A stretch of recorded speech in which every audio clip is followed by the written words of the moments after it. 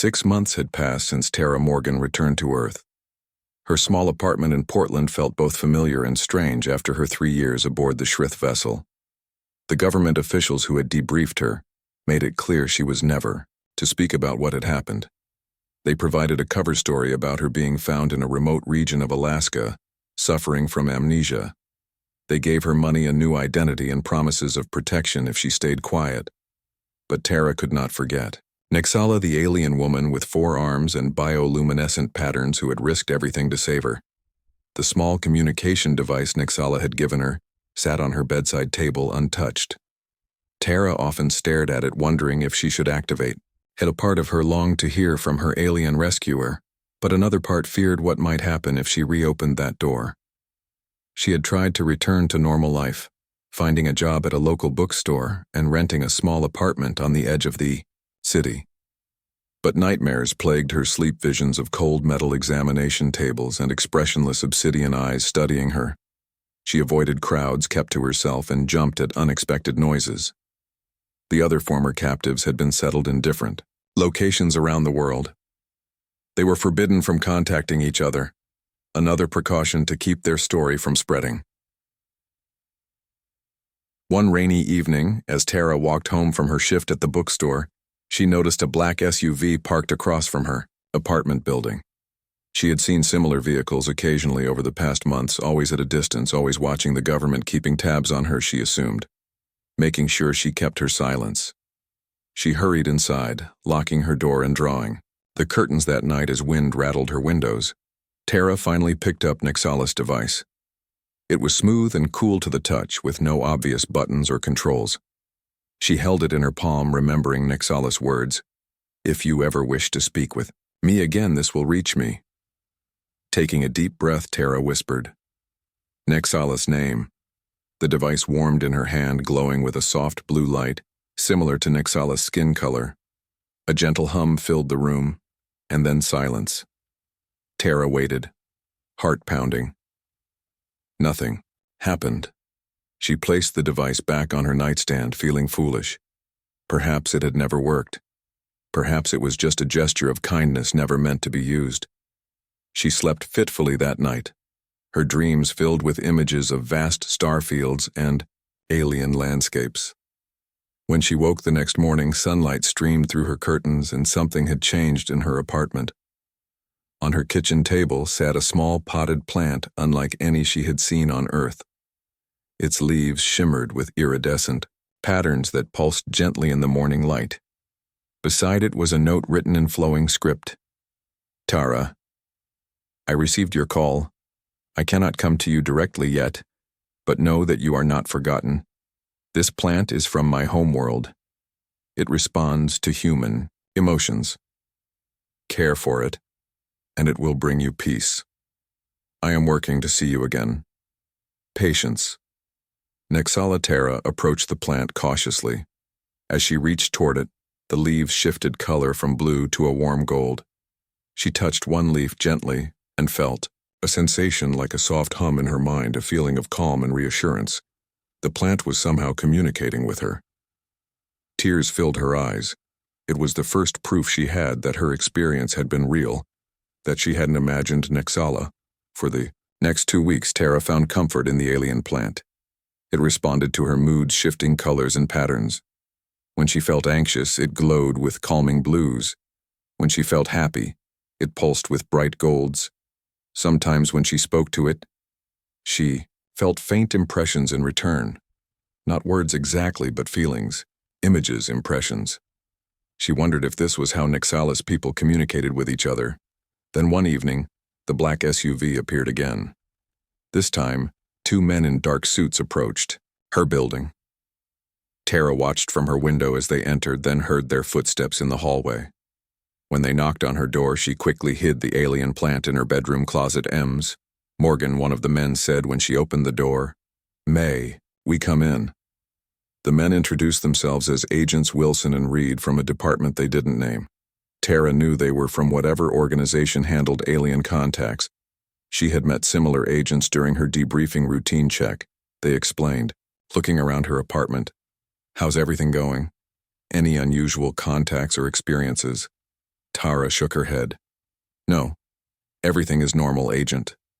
Wilson nodded, while Agent Reed wandered around the apartment, eyes scanning every surface. We're concerned about possible alien technology finding its way to Earth, he said casually. Have you received any unusual objects or communications? No, Tara replied, keeping her face neutral. Just trying to live a normal life. The agents seemed satisfied, but as they prepared to leave, Agent Wilson turned to her. One more thing, Ms. Morgan, we've detected unusual energy signatures in this area. Nothing dangerous, but something our sensors haven't seen before. You wouldn't know anything about that, would you? Tara forced herself to maintain eye contact. No, sorry. After they left, Tara rushed to check on the plant. It had changed color to deep purple. Its leaves curled protectively inward. She understood somehow that it was afraid. It had sensed the danger and hidden itself.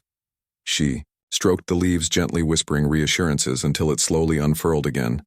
That night she activated Nexalus device again, this time speaking more urgently. They know something. They came looking. The device warmed but gave no other response. Tara placed it beside the plant on her bedside table and tried to sleep, but her mind raced with worry. Would the agents return with equipment that could detect the plant? Would they take it from her? Would they take her? She woke at dawn to a soft tapping. Sound groggy, she sat up looking for its source. The plant on her nightstand had extended a tendril that was tapping against Nexalus device. Both were glowing now. The device blue, the plant shifting between colors. As Tara watched, the plant grew rapidly, sending tendrils around the device, enveloping it completely. The mass pulsed with light, then settled into a steady golden glow. Tara heard no words but understood the message clearly. It was time to leave. She packed quickly, taking only essentials, clothes, identification documents, and the small amount of cash she had saved. The plant with the device now hidden within its roots, she placed carefully in a backpack. As she prepared to leave her apartment a final time, she noticed a new black SUV, parked outside, more agents approaching the building. Tara slipped out the back exit of the apartment building, hurrying through alleyways until she reached a bus station. She bought a ticket for the first bus leaving, heading north to Seattle. Throughout the journey, she kept the backpack on her lap, the plant inside occasionally warming against her as if to reassure her. In Seattle, she found a cheap motel, paying cash and using a false name. The room was small and shabby, but it would serve as a temporary shelter. She placed the plant on the windowsill where it could receive sunlight. Its leaves unfolded and stretched as if sighing with relief. What now? She whispered to it. Where do I go? The plant didn't answer directly, but as night fell, its leaves began to glow with increasing brightness until they projected a pattern of light onto the wall of the motel room. Tara stared at the pattern, recognizing it as a map of the Olympic Peninsula, with a specific location marked, a remote area far from cities and towns. She understood this was where she needed to go, but why? Tara spent the night researching the location, finding it was deep within Olympic National Park, accessible only by hiking trails. With no other option, she purchased hiking supplies the next day and caught a series of buses that took her as close as possible to the park's edge. The hike was challenging, but Tara was stronger than she had been before her captivity. Her time on the Shrith vessel had hardened her physically and mentally. As she walked deeper into the forest, following coordinates from the plant's light map, she felt a growing sense of anticipation. The plant in her backpack seemed to sense it too, its energy pulsing with increasing frequency. After 2 days of hiking, Tara reached the location, a small clearing surrounded by ancient trees. A stream bubbled nearby and mountains loomed in the distance. She set her backpack down, carefully removing the plant which had grown considerably during the journey. Its roots had completely enveloped Nexalus device and its leaves now displayed complex shifting patterns. Now what? She asked, looking around the empty clearing. The plant glowed brightly in response, but nothing happened. Tara sat beside it, waiting, as the sun began to set, painting the sky in brilliant oranges and reds. As darkness fell, she noticed the plant's patterns had changed, becoming more organized, more deliberate. It was projecting a specific sequence of lights upward into the night sky. Tara recognized it as a signal. She watched in wonder as the plant continued its light display for nearly an hour. Then finally a response came, not from the ground, but from above. A point of light moving against the backdrop of stars growing larger. Descending toward the clearing, Tara stood heart-pounding as she realized what was happening. A ship was coming. The ship descended silently, its hull shimmering with the same iridescent qualities as the alien plant. It was smaller than the Shrith vessel Tara had been imprisoned on, more elegant in design with flowing lines that reminded her of ocean waves. As it touched down in the clearing, a gentle breeze rustled the surrounding trees. The only sound in the otherwise silent forest. Tara stood motionless, clutching the plant to her chest. A seam appeared in the ship's side, widening into an entrance. A ramp extended, touching the ground with a soft thud. Light spilled from the opening, silhouetting a figure that Tara instantly recognized despite the distance. Nexala, the alien engineer, descended the ramp, her 4 arms moving with that fluid grace. Tara remembered her blue skin glowed softly in the darkness, the markings on her neck pulsating with bioluminescent patterns that expressed emotions. Tara was only beginning to understand. When Nexala reached the bottom of the ramp, she paused, her obsidian eyes reflecting the starlight. Tara Morgan Nexala's thoughts formed in Tara's mind, not as words but as impressions, feelings and images that somehow translated into meaning. "You have come." Tara stepped forward. "I didn't know what else to do. The government agents, they were looking for your technology." Nexala moved closer, examining the plant in Tara's arms. The communicator has merged with the empathic flora. An unexpected development, but fortuitous. It has bonded with you. The plant shifted. In Tara's arms, its tendrils wrapping gently around her wrists. She felt a wave of affection from it, a sensation like a contented sigh. "It helped me find you," Tara said. "What is it exactly?" Nexala reached out one of her 4 hands to touch the plant. "We call it Linare, a companion species on our world. It forms symbiotic relationships, sharing emotions and sometimes thoughts. It was meant as a gift, a reminder of our connection. I did not anticipate it would develop such a strong bond with you, or that it would function as a beacon."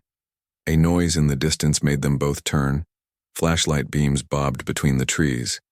Voices called out Tara's name. "The agents," Tara whispered. "They must have tracked me. Somehow." Nexala gestured toward her ship. "We must leave now. The humans approaching mean you." Harmed Tara hesitated, looking back toward the forest that led to the world she knew, imperfect as it was. It was still her home. Is there no other way? Nexala's bioluminescent patterns shifted, expressing what Tara interpreted as regret. "If you remain, they will take the Linare from you. They will study it, dissect it, trying to understand its properties. They may do the same to you." The voices grew closer, the flashlight beams more distinct. Tara made her decision. Without another word, she followed Nexala up the ramp and into the ship. The entrance sealed behind them, plunging them into momentary darkness, before soft ambient lighting illuminated the interior. The ship's control chamber was unlike anything Tara had seen on the Shrith vessel. Instead of hard metal and clinical design, this space felt almost organic. The walls curved seamlessly into the floor stations, arranged in flowing patterns rather than rigid lines. Nexala moved to what appeared to be the central control area, placing her hands on glowing panels. "We must leave Earth's atmosphere quickly," she communicated. "There are tracking systems that will detect us." Soon, Tara felt no sensation of movement, but the display screens around them showed the ground falling away, the trees becoming smaller until they were just a dark blanket below. Then clouds, then the curve of the Earth itself appearing at the edges. The transition from atmosphere to space happened in moments, the stars suddenly sharp and brilliant against the blackness. Only when Earth was a blue marble behind them did Nexala turn her full attention to Tara. "I did not intend to take you from your world," she communicated. "But events have accelerated. Your government detected our communications earlier than anticipated." "What happens now?" Tara asked, still clutching the linare plant which had settled into a contented gold color. We go to the Galaxian Council. Nexala explained. They must know that humans are pursuing alien technology aggressively. The treaty may need renegotiation. The ship accelerated stars streaking past on the display screens. Tara watched fascinated despite her fear. The linare plant in her arms pulsed with light seeming to respond. To the journey, Nexala guided Tara to a resting area, a small chamber with cushioned surfaces that adjusted to her human form. The linare plant she placed in a recessed alcove, where it immediately spread its roots, connecting to the ship somehow. Plant will help sustain ship systems, Nexala explained. It converts emotional energy to a form our technology can use. It will be happy here. Tara sat looking at her hands, trying to process everything that had happened in the past few days. How long? Until we reach this council, Nexala's patterns shifted in what Tara had come to recognize as the equivalent of a thoughtful expression. In your time measurement, approximately 3 days, the Galaxian headquarters orbits a star in what you call the Epsilon Eridani system. 3 days, Tara echoed. The reality of her situation finally hitting her. She was leaving the solar system, possibly never to return.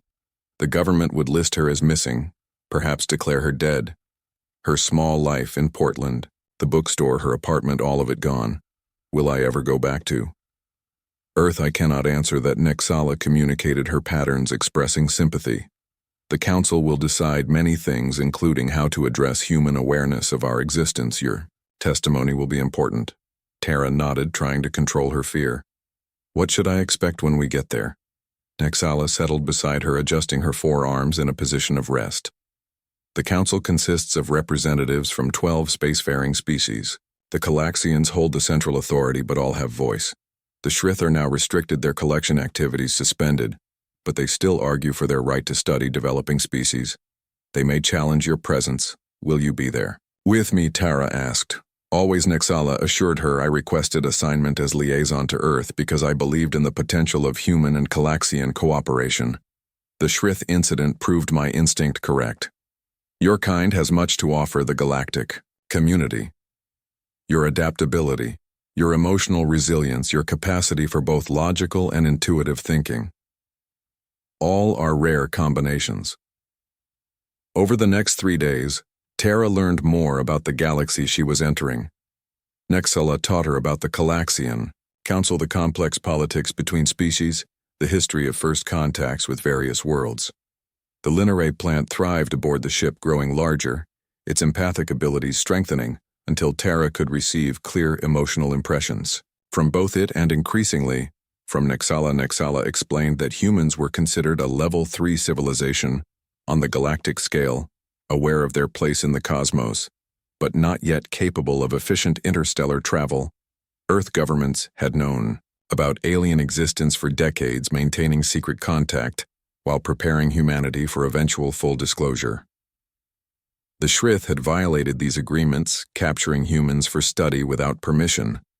Their actions had created a diplomatic crisis that was still unfolding as they approached Galaxian space. Tara stood before a viewing port, watching as a massive structure came into view. It resembled a vast wheel rotating slowly, thousands of lights glittering across its surface. Ships of various designs moved around it, following precise patterns. The Galaxian Council Station, Nexala explained, standing beside Tara, home to over 3 million beings from across the galaxy. Tara stared in wonder, her fear temporarily forgotten. The structure was beautiful, a testament to engineering and cooperation on a scale humans had only dreamed of. How many other humans have seen this? Very few, Nexala admitted. Those who have were mostly diplomatic representatives sworn to secrecy. You are perhaps the first ordinary human to approach openly. Their ship docked smoothly at one of the station's many ports. As they prepared to disembark, Nexala provided Tara with a small device to attach behind her ear, a translator. She explained, "It will help you understand the various languages you will encounter and help others understand you. The linare helps us communicate directly, but others will need technological assistance." Tara attached the device, feeling a slight tingling sensation as it activated the linare plant had grown too large to carry, so Nixala arranged for it to remain aboard the ship, connected to its systems. When the ship's door opened, Tara got her first glimpse of the station's interior. A vast concourse stretched before them, beings of various shapes, sizes, and colors moving purposefully in all directions. Some appeared almost human. Others were so alien Tara could barely comprehend their forms. Some floated, some crawled. Some moved on multiple legs or appendages. The air filled with sounds. She had never heard languages beyond human vocal capacity. Nixala guided her through the concourse, a path clearing before them, as station residents noticed the human in their midst. Many stopped to stare. Some activating devices Tara assumed were recording equipment. Others made gestures she couldn't interpret. "We are expected at the council chamber," Nixala communicated. "There has been much discussion about your arrival." They entered a transport tube that whisked them through the station at incredible speed, emerging in a quieter section with more elaborate architecture. Tara recognized Galaxian design from her brief exposure during her rescue from the Shrith vessel. Elegant crystalline structures, flowing water elements, and living plants integrated with technology. "My name is Tara Morgan." Tara began, her voice steadier than she expected. "I am from Earth, a planet you call Level 3. 3 years ago, I was taken from my home by the Shrith. For 3 years, I was held captive, studied like an animal until Nixala helped me escape." She recounted her experience aboard the Shrith vessel. The isolation, the experiments, the fear. She described her return to Earth, the government agents who monitored her, the secrecy she was forced to maintain, and finally her contact with Nixala through the communication device and the Linare plant. As she spoke, the chamber remained completely silent. The various council members watched her with expressions she could not interpret on faces so different from human. The Galaxian leader observed from above, his crystalline form reflecting the chamber's light. When she finished her account, a murmur rose from the assembled representatives. The Galaxian leader raised a limb for silence. "Is there a Shrith representative who wishes to respond?" he asked, his voice translated through Tara's device. A figure rose from one of the lower tiers. Tara recognized the species immediately, her body tensing. The Shrith was taller than Nixala, with the same blue skin but lacking the bioluminescent patterns. His forearms were longer, the hands equipped with what appeared to be specialized scientific tools even here. The human specimen was collected for important research. The Shrith stated, his obsidian eyes showed no emotion. "We study developing species to understand their potential for galactic contribution. The Level 3 classification of Earth prohibits open contact but not scientific observation." Tara interrupted, unable to contain herself. "You kept me in a cell. You performed tests without explanation or consent. That isn't observation, it's imprisonment." The chamber erupted in a cacophony of sounds and translated voices. Some council members appeared to support Tara's outburst. Others objected to her speaking out of turn. The Galaxian leader again called for order. Nixala stepped forward, requesting permission to speak. When granted, she addressed the council directly. "The Shrith actions violated not only our treaties with Earth, but the fundamental principles of the Galactic Accord," she stated. "Sentient beings, regardless of their technological development, deserve dignity and autonomy. The humans were not merely observed, they were taken against their will, subjected to invasive procedures, and denied basic rights. Even by our most conservative ethical standards, this constitutes a serious violation." Another counselor, a being with multiple eyes arranged in a circle around what Tara assumed was its head, spoke next. "The human governments were informed of our existence decades ago, yet they choose to keep this knowledge from their population. Should we respect an agreement that keeps their own people ignorant?" This question seemed to strike a chord with many council members. Debate erupted again. Voices raised in various languages, all translated simultaneously through Tara's device. The cacophony was overwhelming. Nixala moved closer to Tara, offering silent support. The Galaxian leader eventually restored order. "We will hear from the human again," he announced. "Does your species desire open contact with the galactic community?"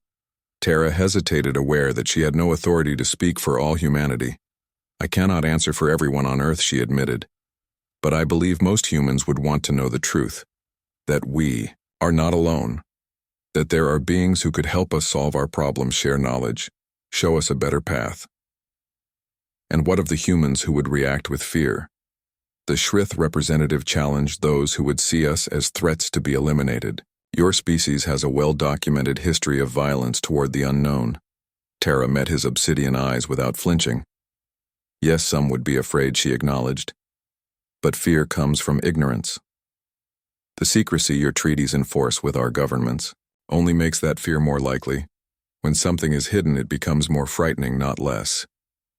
If contact were open, honest, respectful, many fears would fade. A new voice entered the conversation from a being Tara had not noticed before. Small and partially transparent, with a body that seemed to shift between solid and gaseous states, it floated forward. The human speaks wisdom, the being said, its voice somehow gentle, despite the mechanical translation. Change is always frightening, the unknown, always unsettling. But secrets and shadows breed greater fears than truth ever could. I propose we reconsider our approach to Earth. The debate continued for hours. Tara standing at the center as various council members questioned her about Earth, human society, human values, human fears. More than once, Nixala intervened when questions became too aggressive or personal. Throughout the session, Tara felt a growing connection to the Linare plant even at a distance. Its emotional support flowed, to her helping her remain calm and focused. Finally, the Calaxian leader called an end to the session. The council requires time for deliberation, he announced. The human will be provided quarters during this process. Nixala will continue as liaison. They were escorted from the chamber to a suite of rooms in another section of the station. The accommodations had clearly been adapted hastily for human use, with furniture that approximated Earth designs, though the proportions were slightly off. The walls displayed shifting images of Earth landscapes, mountains, forests, oceans, as if attempting to make her feel at home. When they were alone, Tara sank onto a couch-like structure, exhaustion finally overtaking her. "How did I do?" she asked Nixala. The alien engineer sat beside her, two of her 4 hands making adjustments to a control panel, while the others remained still. "You spoke with honesty and conviction," Nixala replied. "Your words affected many on the council, particularly the Voshi representative, the gaseous being who supported you. They are known for their empathic abilities. They sensed your sincerity." "What happens now?" Tara asked. "The council will debate sometimes for days," Nixala explained. "Much is at stake. The treaty with Earth is complex. With many provisions, the Shrith violation has already created complications. Your presence here even more so." Tara leaned back, closing her eyes. "I never asked for any of this," she whispered. I don't even know what I want anymore." Nixala was silent for a moment, her bioluminescent patterns shifting through colors Tara was beginning to recognize. "You want what all sentient beings desire," she finally responded. "Freedom, safety, connection, purpose. Your experiences have taken some of these from you, but perhaps they have also opened a path to new possibilities." Over the next several days, Tara remained in the assigned quarters, occasionally permitted to explore parts of the station under Nixala's guidance. The Calaxian station was a marvel of engineering and cooperation. Beings from across the galaxy lived and worked together, differences set aside in service of greater goals. Tara observed meetings where issues affecting entire solar systems were discussed and resolved. Disputes between species that had evolved on worlds light years apart settled through dialogue and compromise. The Linare plant was brought to her quarters, where it continued to grow and thrive. Through it, Tara found herself increasingly able to sense emotions, not just from Nixala but from other beings on the station. The plant's empathic abilities were expanding her own perception, teaching her new ways of understanding. She learned about the 12 major species that formed the council and dozens of others that had representation without full voting rights. The galaxy, as Nexala explained, it was largely peaceful. Major conflicts, rare resources plentiful enough through cooperative harvesting to prevent wars over scarcity. Earth was one of hundreds of developing worlds under observation, each classified according to technological development, cultural cohesion, and readiness for contact. The Shrith were not the only species interested in studying humans, but they were the only ones who had violated the non-interference protocols so blatantly. On the fifth day, Nexala arrived at Terra's quarters earlier than usual. The council has reached a decision, she announced. We are summoned. They returned to the council chamber, which was now filled to capacity. Representatives from every species in the station appeared to be present. The Calaxian leader waited until Terra and Nexala had taken their places at the center before speaking. After extensive deliberation, the council has determined that current protocols regarding Earth must be modified, he announced. The Shrith violation and subsequent events, including the presence of this human among us, have forced a reconsideration of our approach. Tara held her breath, waiting. Earth will be reclassified, the Calaxian continued. A transitional contact program will begin. Selected humans beyond government representatives will be informed of our existence. Initially, these will be scientists, leaders in various fields, individuals whose expertise and temperament suggest they will respond constructively. This will prepare the way for broader disclosure over a period of approximately 20 Earth years. A murmur ran through the assembly. Some representatives nodded in apparent approval. Others seemed less satisfied. The Shrith delegation sat motionless, their obsidian eyes revealing nothing. As for the Shrith, the Calaxian leader continued, their research privileges are suspended pending review. All human specimens have been returned, with one exception. He looked directly at Terra. Their violations warrant sanctions which will be determined separately. The Voshi representative, the gaseous being who had supported Terra, spoke next. And what of this human, it asked. Its transparency, shifting in patterns, that reminded Terra of the Lenari. She has been removed from her world, exposed to knowledge her fellows do not share. She cannot simply be returned. On the morning of her decision day, Tara woke to find the Lenare plant had changed overnight. Its leaves had spread across an entire wall of her quarters, forming an intricate pattern that pulsed with light. When she approached it, images began to form within the pattern. Images of Earth, cities, mountains, rivers, people going about their daily lives. Then the pattern shifted, showing the Calaxian station. Various alien species working together. Scenes of other worlds. Landscapes she could barely comprehend. The plant is showing you possibilities, Nexala explained, entering the room. It senses your conflict and offers perspective. Terra watched the shifting images, fascinated and moved by the plant's attempt to help her decide. You said the Lenare form symbiotic relationships on your world. What exactly does that mean? Nexala moved closer, her forehands making small gestures as she explained. On my homeworld, the Lenare bonds with a host, sharing emotions, enhancing mental capabilities, facilitating deeper understanding between bonded pairs. This one has formed an unusual bond with you despite your different biology. It grows stronger each day. Could I take it with me? Terra asked. If I choose to return to Earth, Nexala's patterns expressed hesitation. The Lenare would not be permitted on Earth under current protocols. Its capabilities would be considered too advanced for Level 3 exposure.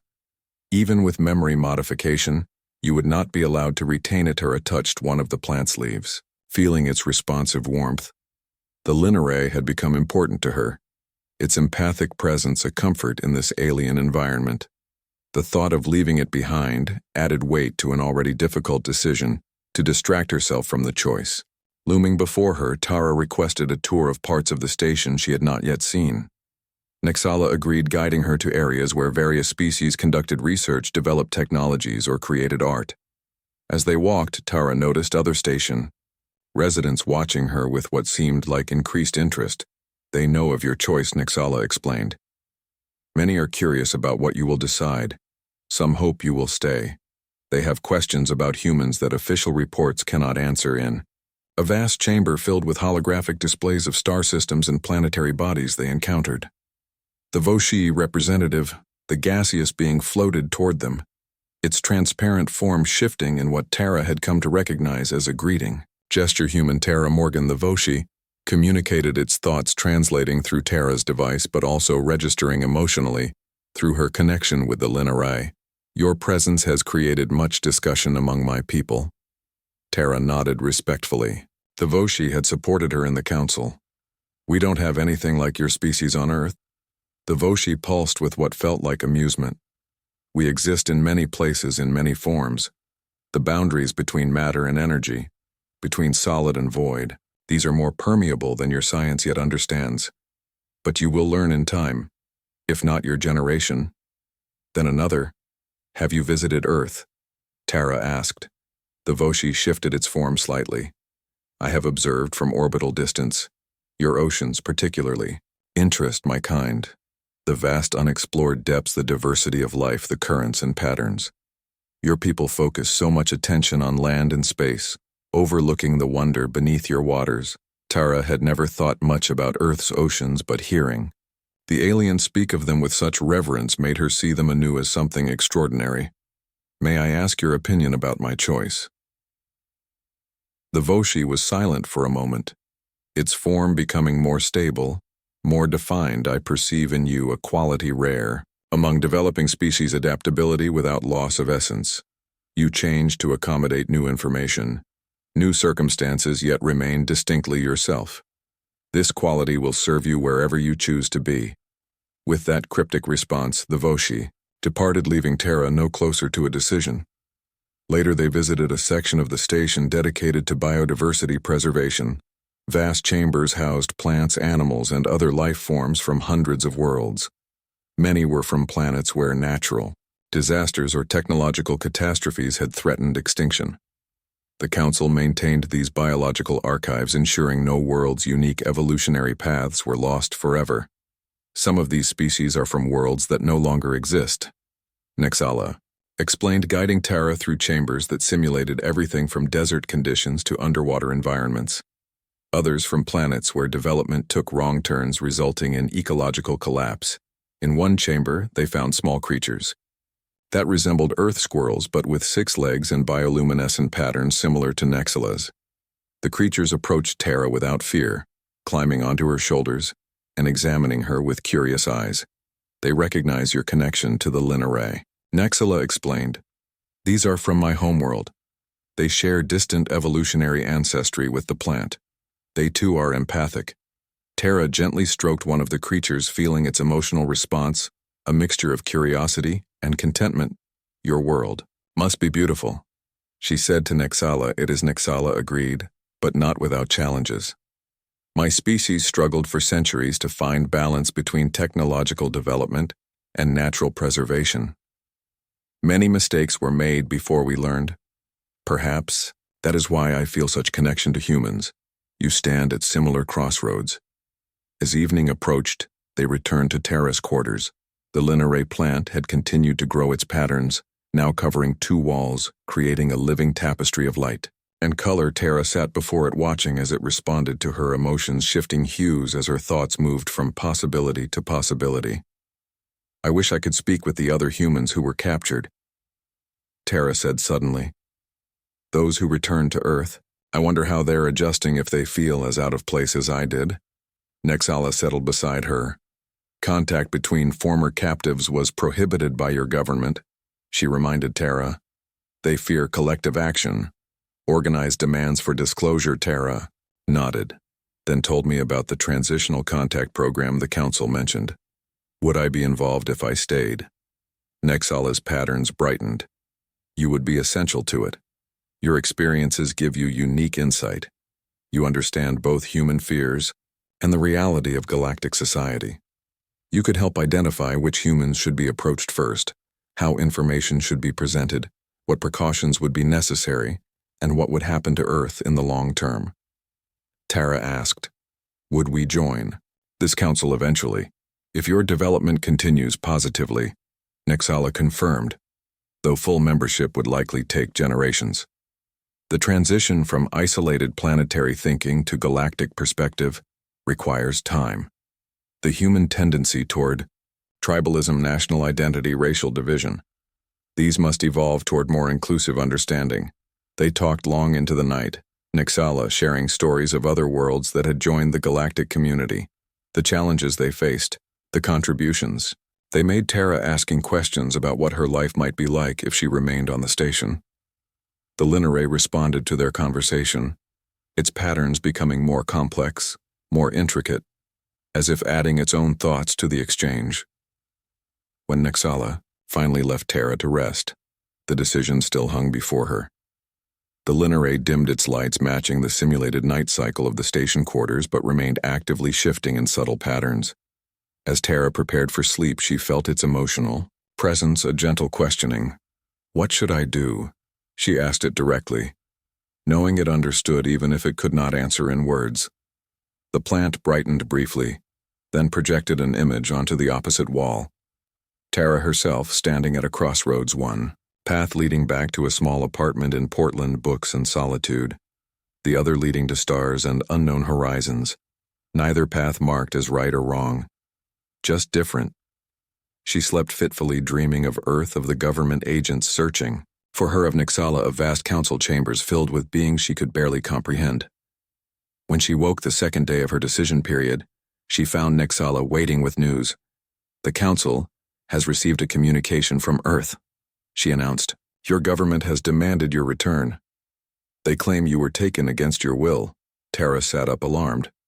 "Does that change things?" Nixala's patterns expressed concern. "It complicates matters.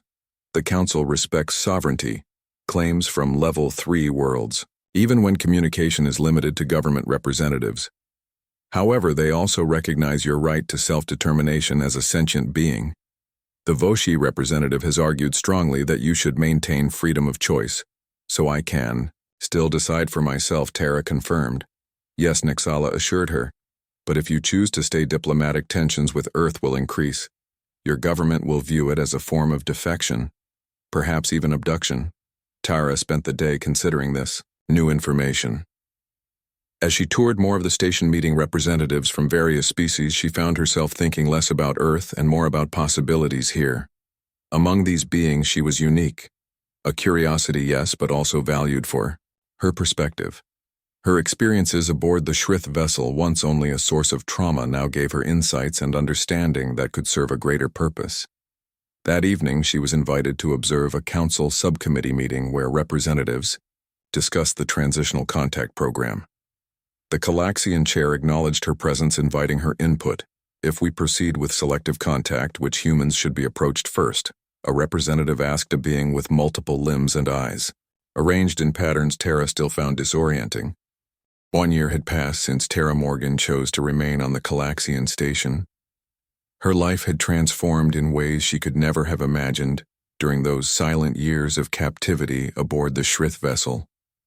The quarters initially assigned to her had expanded, now modified to better suit human needs while incorporating elements from various worlds she had visited.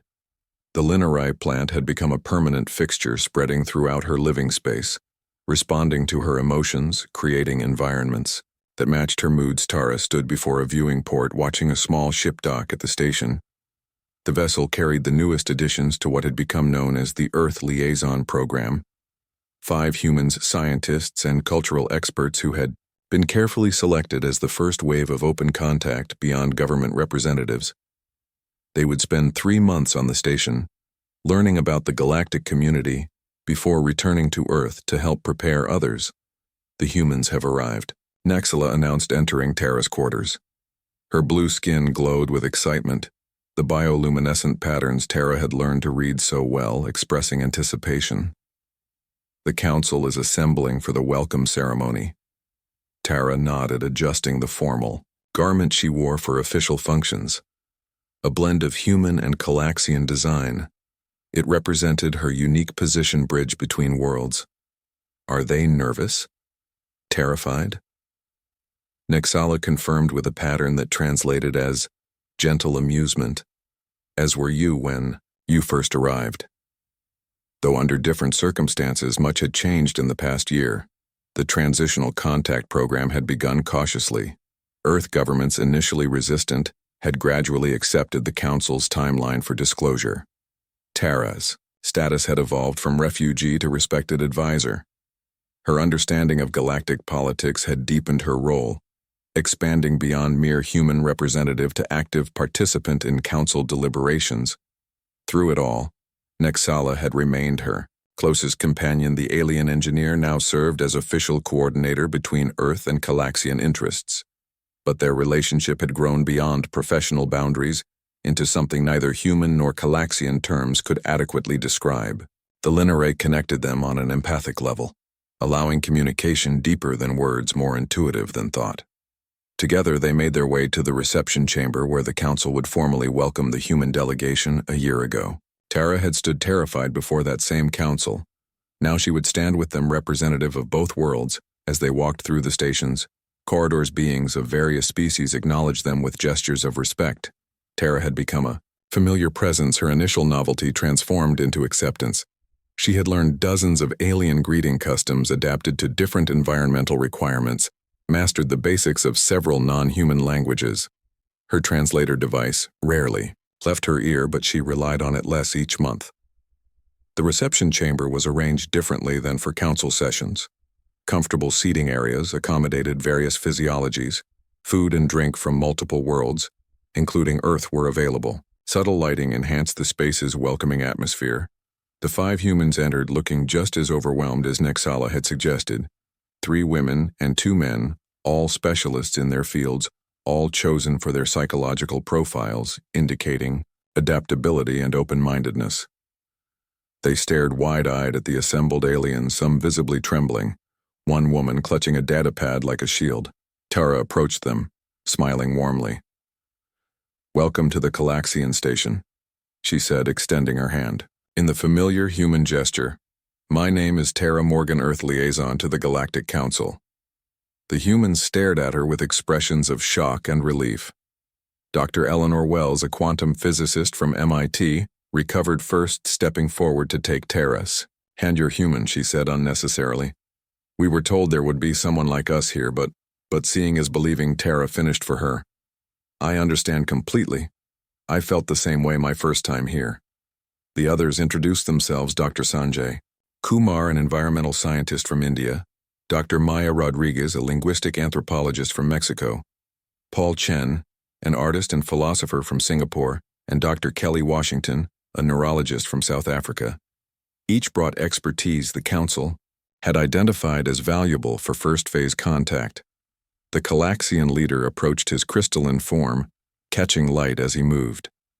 "The Council welcomes Earth representatives," he announced, his words translated for the newcomers.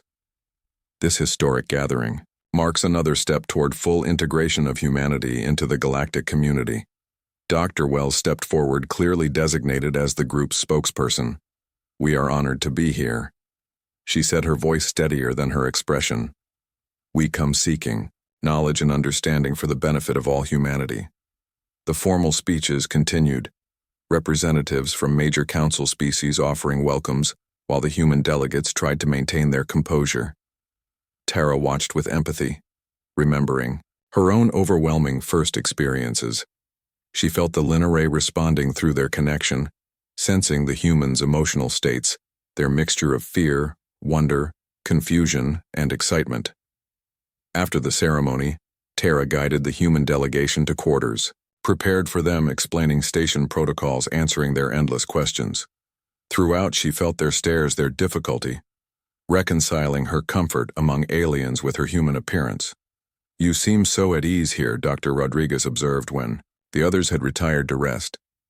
"How long did it take to adjust?" Tara considered the question. "I'm still adjusting in many ways," she admitted.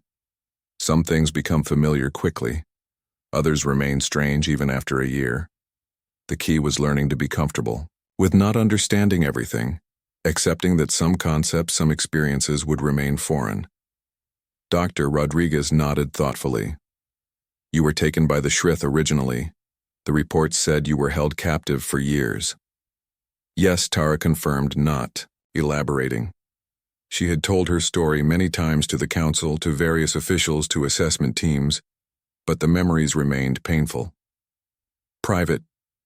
How did you decide to stay? Dr. Rodriguez asked instead of returning to Earth. The Linare, in Tara's quarters, stirred, responding to her emotional shift as memories surfaced. It was the hardest decision I've ever made, she said, but also the clearest. When the moment came, I knew I belonged here. Not because Earth wasn't home anymore, but because I could serve both worlds better from here. Over the following weeks, Tara worked closely with the human delegation, helping them navigate both the physical station and the complex political landscape of the Council. Each specialist had been assigned projects, collaborations. With alien counterparts designed to build relationships and transfer knowledge, Dr. Kumar worked with environmental experts, studying how different species had managed planetary resources, climate change, and biodiversity. Dr. Wells collaborated with physicists exploring technologies that might eventually be shared with Earth. Dr. Rodriguez studied communication methods between vastly different species.